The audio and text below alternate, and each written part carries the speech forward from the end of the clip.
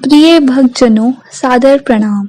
अगर आपको ये वीडियो अच्छी लगे तो प्लीज इसे लाइक, शेयर एंड चैनल को सब्सक्राइब जरूर कीजिएगा। धन्यवाद। या श्री स्वयं सुकृतिनां भवनेषु लक्ष्मी पापात्मनां कृतधियां हृदयेषु बुद्धि श्रद्धा सतां कुलजन प्रभवस्य लज्जा तां त्वां नतः स्म परिपालयते विश्वं ओम दुर्गाय नमः।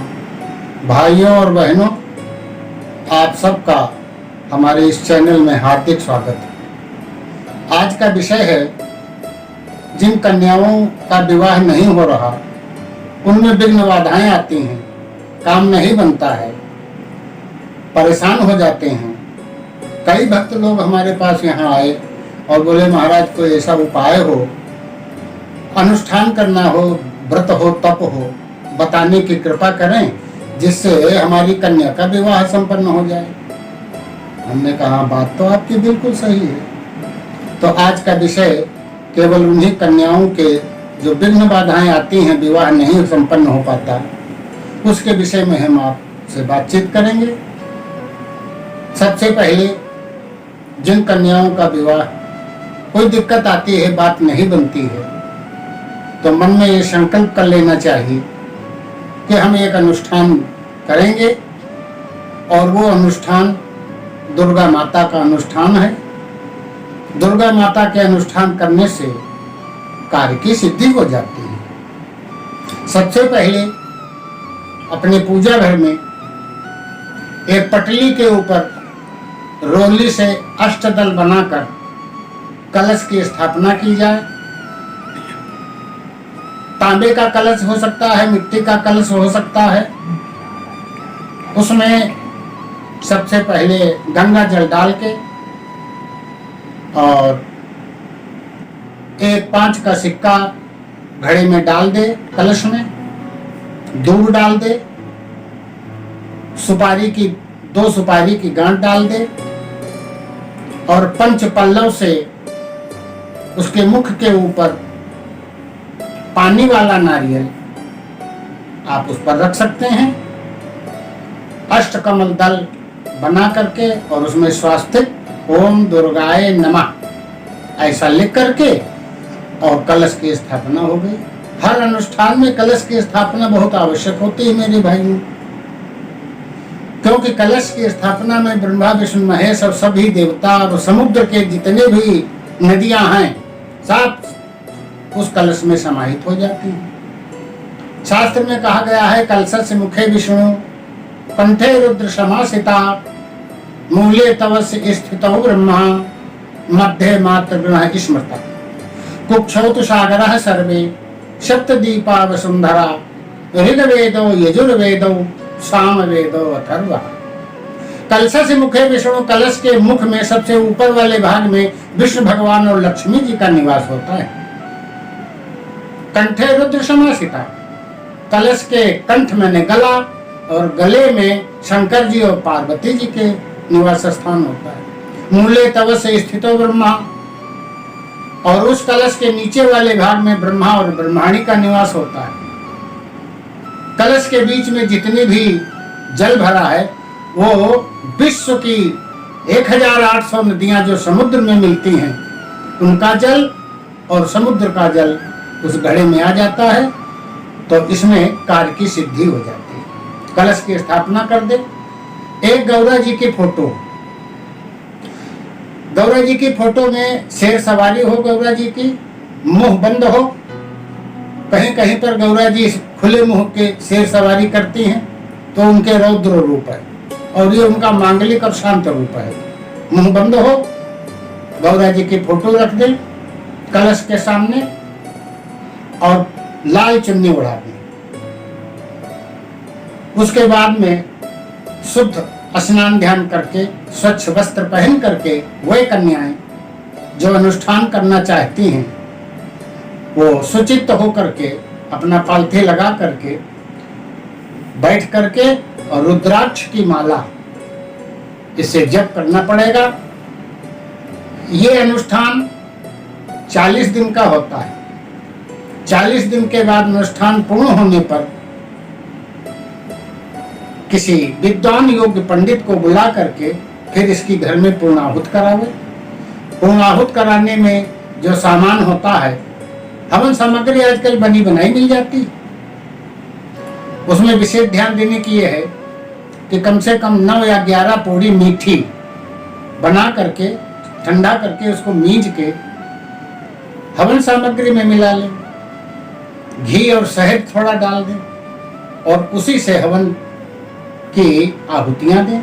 मंत्र जो है वो इस प्रकार है, हे गौरी शंकर अर्धांगिनी यथा त्वां शंकर प्रिया तथा मां कुरु कल्याणी कांत कांता सुदुर्लभाम। इस समय जो चैनल देख रहे हो कन्याएं, वो कृपया नोट कर ले। हम अभी मोबाइल की स्क्रीन पर दिखाएंगे इस मंत्र को, और जो देख रही हो वो नोट भी कर सकती है। मैं पुनः बोल रहा हूं, हे गौरी त्वां, हे गौरी शंकर अर्धांगिनी यथा त्वां शंकर प्रिया तथा मां कुरु कल्याणी कांत कांता सुदुर्लभाम। ये भी स्क्रीन पर भी हम दिखा देंगे। नोट करना चाहें तो सब नोट कर लें, नहीं तो बाद में नोट कर लें। इसके बाद में फिर रामचरितमानस की कुछ चौपाइयां हैं जिसको सीता जी ने गौरा जी को प्रसन्न करने के लिए ये स्तुति की है। बहुत बड़ी सुंदर स्तुति है, बालकांड की स्तुति है। जब विवाह हो रहा पुष्प वाटिका में राम और सीता जी का मिलन हो जाता है, दोनों अनुरक्त होते हैं। नारद जी ने एक बार हाथ दे करके सीता जी का एक कह दिया था कि इस पुष्प वाटिका में जिस पुरुष को देख करके तुम्हारा मन अनुरक्त हो जाएगा, बस वही तुम्हारा पति होगा। ऐसा विचार करके राम को जिस समय देखा सीता जी ने राम जी को देखा। अस कही फिर चितई तेहि ओरा, श्री मुख शशि भय नयन चकोरा। दोनों एक दूसरे पर अनुरक्त हो गए। तब सीता जी ने वहीं पर एक मध्य सरोवर तालाब था, उसमें स्नान ध्यान करके पूजा की सामग्री लेकर के और मंदिर में जाती हैं, गौरा जी को प्रसन्न करते हैं, पूजा करते हैं और गौरा जी की हाथ जोड़ करके स्तुति करती हैं। बड़ी सुंदर स्तुति है, बालकांड की है स्तुति 206 दोहा की। तो जय जय गिरिवर राज किशोरी, जय महेश मुख चंद्र चकोरी, जय गज बदन खड़ानन माता, जगत जननी दामिनी दुति गाता। नहीं तव आदि मध्य अवसाना, अमित प्रभाव वेद नहीं जाना। भव भव विभव पराभव कारिणी, विश्व विमोहन स्वसी बिहारिणी। पति देवता सुतीय महू, पति देवता सुतीय महू। प्रथम मातु तव रेख, महिमा अमित न कहि सकहीं। सहस शारदा से सेवत तो ही सुलभ फल चारी, बरदायनी पुरारी प्यारी। देवी पूज्य पद कमल तुम्हारे, सुर नर मुनि सब होय सुखारे। मोर मनोरथ जानहु नीके, बसहु सदा उरपुर सबही के। कीन्हु प्रगटन कारण तेहि, अस कहि चरण गए भय देहि। विनय प्रेम बस भई भवानी, खसिय माल मूरति मुस्कानी। सादर से प्रसाद सिर धरऊ। तो इस प्रकार से सीता जी की जिस समय गौरा जी की जिस समय सीता जी ने आराधना और विनय स्तुति की तो गौरा जी प्रसन्न हो गई। सीता जी ने जो माला पहनाई थी गौरा जी को, वो माला टूट के नीचे गिर गई। खसी माल मूरत मुस्कानी, मूरत जो है मुस्कुराने लगी। तब से ये विश्वास हो गया कि पूजा करते समय जो पुष्प चढ़ाया जाए जिस देवता को और वो पुष्प गिर जाए अपने आप, तो समझ लेना चाहिए कि हमारी सेवा से देवता प्रसन्न हो गए। खसी माल मूरत मुस्कानी, और गौरा जी की मूर्ति मुस्कुराने लगी। गौरा जी ने आशीर्वाद दे दिया, सुन सी सत्य शीश हमारी, और पूज ही मन कामना तुम्हारी। तुमने मन से हमारी स्तुति की है, जाओ तुम्हारा मनोकामना तुम्हारी पूरी होगी।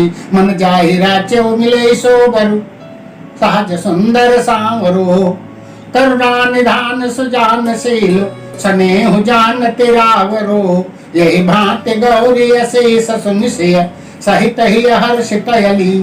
तुलसी भवानी पूज्य पुनि पुनि, मुदित मन मंदिर चली। जान गौरी अनुकूल, सिय हर्ष न जाति कहे। मंजुल मंगल मूल, बाम अंग फरकन लगे। इस प्रकार से स्तुति करें। ये जो चौपाइयां पढ़ी गई हैं, माला 2 माला प्रतिदिन कन्याओं को करना है। एक माला में 108 मोतियां होती हैं, तो 2 माला में 216 मूर्तियां हो गई। तो इन मोतियों का 2 माला जाप करें, और जाप करने के बाद एक बार इसी का जय जय गिरिवर राज किशोरी, जय महेश मुख चंद्र चकोरी पूरा पाठ कर लें। और पाठ करने के बाद में फिर जो है गौरा जी की आरती, जो जहां जिसको आती हो गौरा जी की आरती, जय अम्बे गौरी मैया, जय श्यामा गौरी, या अम्बे तो है जगदम्बे काली, जय दुर्गे खप्पर वाली, आदि आदि जो क्षेत्रीय भाषाओं में जहाँ जहाँ कहीं गौरा जी की जो आरती होती हो वो आरती कर ले। अब आरती करने के बाद में फिर एक लाल पुष्प पहले चढ़ाना है, एक फूल चढ़ाना है लाल, और एक फल लाल चढ़ाना है। चाहे फूलों में गुड़हल का भी है, गुलाब का भी है, फलों में लाल रंग का आप सेब चढ़ा दें, जैसा कुछ हो लाल फल चढ़ा के बस वही पूजा करने के बाद स्वयं कन्या उसको प्रसाद के रूप में पा ले। दूसरी बात विचारनी है कि ये अनुष्ठान कन्याओं के लिए है, और कन्याओं के लिए अनुष्ठान है 40 दिन का। महीने में एक बार कन्याएं ऋतुमती हो जाती हैं, पीरियड से होती हैं। ऐसे समय में अनुष्ठान नहीं करना। जो 3-4 दिन होते हैं उसको ब्रेक कर दें, और ब्रेक करने के बाद में मन से जब वो समय हो तो अपने मन में उसका उच्चारण करते रहें, वही वाला मंत्र, और समय के बाद में फिर स्नान ध्यान करके जो टाइम बचा है वो गिनती में 40 दिन होनी चाहिए। 40 दिन के बाद पूर्णाहुत होती है। पूर्णाहुत जहाँ कहीं जो है सब जगह पंडित जी मिल जाते हैं, पंडित जी को घर में बुला करके जहाँ पर अनुष्ठान किया गया है उसी पर, उसी घर में, छोटा सा घर हो, कमरा छोटा हो तो आप आंगन में भी अनुष्ठान हवन होगा, और हवन में वही जो बताया गया इस प्रकार से हवन करें। ऐसा धार्मिक जो है अनुष्ठान है, और ये बहुत बड़ा सफल अनुष्ठान है। कई लोगों को ये बताया गया तो रिटर्न प्राप्त हुआ कि महाराज जी बिल्कुल सही बात है।